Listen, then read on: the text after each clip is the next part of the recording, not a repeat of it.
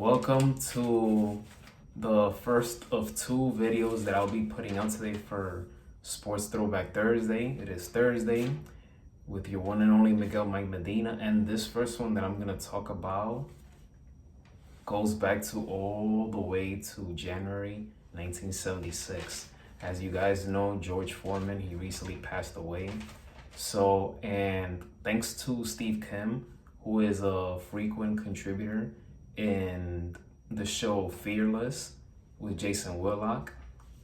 When he mentioned this fight, I had to write it down right away because I never heard of it and I never watched it. So I'm glad that I got to watch it last night, took some notes, and again, thanks to Steve Kim, the man is knowledgeable when it comes to boxing, tremendous sports journalist, especially when we're talking about the department and sport of boxing. So this fight between George Foreman and Ron Lyle. And guys, this fight is one of the most exciting and one of the most brutal fights from a heavyweight division standpoint.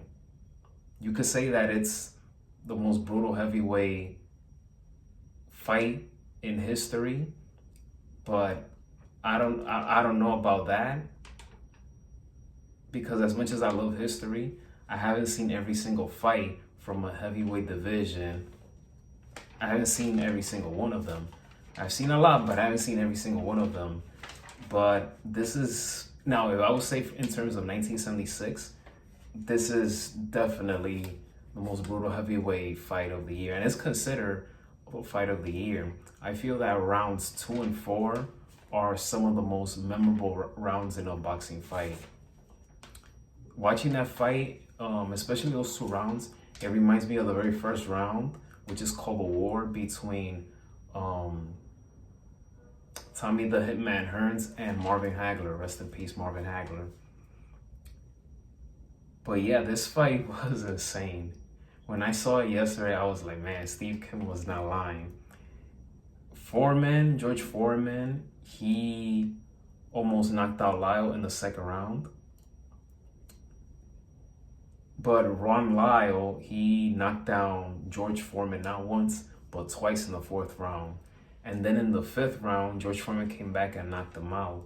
And he won the fight through in the fifth round. George Foreman said that Lyle was one of the few boxers that he has faced in his career that is very tough and one of the most hard-hitting boxers that he's ever went up against. So George Foreman gave him that much respect as an opponent.